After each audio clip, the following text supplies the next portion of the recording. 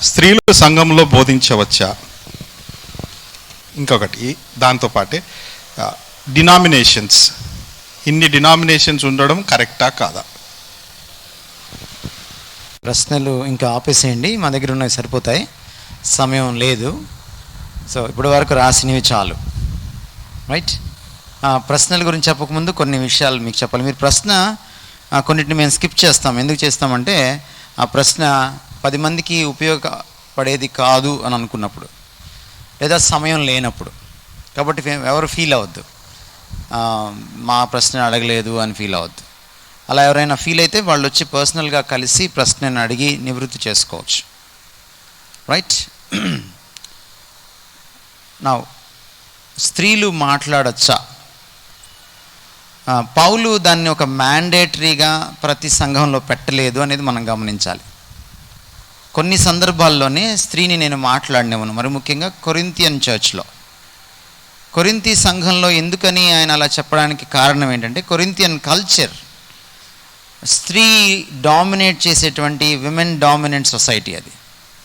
కాబట్టి ఒక ప్రసంగం జరుగుతున్నప్పుడు, ప్రొసీడింగ్స్ జరుగుతున్నప్పుడు, ఆరాధనా క్రమం జరుగుతున్నప్పుడు మధ్యలో లేచి మాట్లాడడం, డామినెంట్గా ఉండడం కొరింథీ స్త్రీల సంస్కృతి అది. సో ఆ పరిస్థితుల్లో కొరింథీ పత్రికలో ఆ మాట చెప్పడం జరిగింది. మొదటి కొరింథీ పత్రిక రాసిన నేపథ్యం ఏంటంటే, కొరింథీ సంఘంలో రకరకాల సమస్యలు ఉన్నాయి. ఆ సమస్యలన్నీ తీసుకొని పౌలు దగ్గరికి వచ్చారు. వచ్చినప్పుడు పౌలు ఒక్కొక్క సమస్యకు జవాబించుకుంటూ, పరిష్కారం చూపిస్తూ ఆ పత్రిక రాశాడు, మొదటి కొరింథీ పత్రిక. సో మనకు అర్థమయ్యేది ఏంటంటే, ఆ పత్రిక నేపథ్యాన్ని మనం చూసినప్పుడు స్త్రీలు మాట్లాడచ్చా మాట్లాడకూడదా అనేది కూడా ఒక సమస్యగా పరిణమించింది కొరింథీ సంఘంలో మొదటి శతాబ్దంలో. కాబట్టి కొరింథీ సిటీ, ఆ కొరింథియన్ సిటీ కల్చర్ ఏంటంటే స్త్రీలు డామినెంట్గా ఉంటారు. అందువల్ల అలా చెప్పడం జరిగింది. కానీ మిగిలిన సంఘాలకు రాసేటప్పుడు ఆయన చాలా పత్రికలు రాశాడు. దాన్ని పదే పదే ఆయన ఏమో రిపీట్ చేయలేదు, ఒక తిమోతితో మాట్లాడేటప్పుడు తప్ప. దాన్ని బట్టి దాన్ని ఒక డాక్ట్రిన్గా చేశాడు పౌలు అని అనడానికి వీల్లేదు. రెండవ విషయం ఏంటంటే, పౌలు స్థాపించిన ఎఫెసు సంఘం, పౌలు చివర వాళ్ళకి గుడ్ బై చెప్పి యెరూషలేముకి వెళ్ళిపోతున్నప్పుడు సంఘం అంతా ఆయన బతిమలాడింది. దేవుడు మాకు ప్రవచనం ఇచ్చాడు, దర్శనం చూపించాడు, నిన్ను బంధిస్తారు, నీకు ప్రాణహాని ఉంది అని వాళ్ళు మాట్లాడుతూ ఉన్నప్పుడు పౌలు వాళ్ళందరికీ కూడా సారీ చెప్తూ, నేను వెళ్ళిపోవాలి, నేను వెళ్ళాల్సిందే అని వాళ్ళందరికీ గుడ్ బై చెప్పి వెళ్ళిపోతున్నప్పుడు కూడా మీరు 26వ అధ్యాయం ఆ ప్రాంతంలో చూస్తే ఎఫెసు సంఘంలో 4 ప్రవచించేటువంటి అమ్మాయిలు ఉన్నట్టుగా మనం చూస్తాం. పౌలు వాళ్ళని ఖండించడం కానీ, లేకపోతే వాళ్ళకి విరుద్ధంగా ఒక స్టేట్మెంట్ పరిశుద్ధాత్ముడు రాయించడం కానీ మనం చూడం. ఫిలిప్పు కుమార్తెలు ఉన్నారు అక్కడ, వాళ్ళు ప్రవచిస్తారు.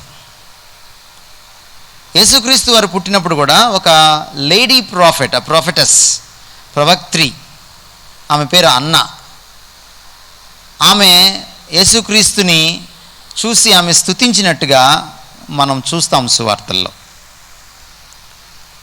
కాబట్టి బేసికల్లీ స్త్రీ మాట్లాడకూడదు అనేటువంటి కాన్సెప్ట్ బైబిల్లో లేదు.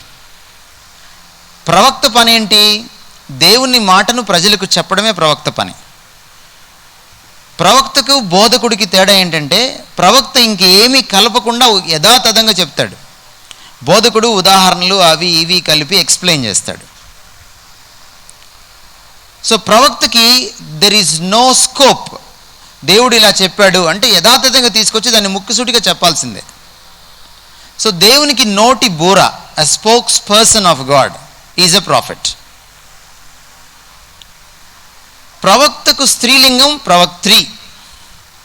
పాత నిబంధనలో ప్రవక్త్రులు ఉన్నారు, కొత్త నిబంధనలో కూడా ఉన్నారు. దీన్ని బట్టి మనకి ఏం అర్థమవుతుంది?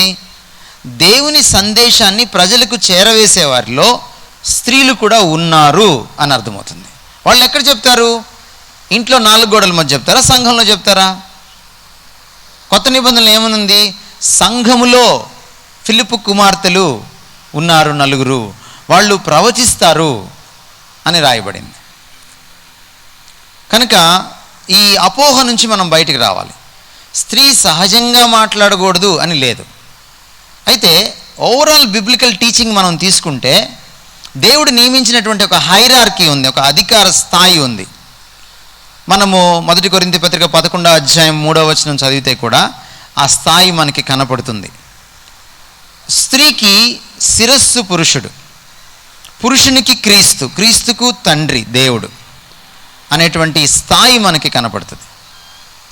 కాబట్టి ఎట్టి పరిస్థితుల్లో స్త్రీ చేసే ఏ పనైనా సంఘంలో కానీ, కుటుంబంలో కానీ, సమాజంలో కానీ, లేక ఒకవేళ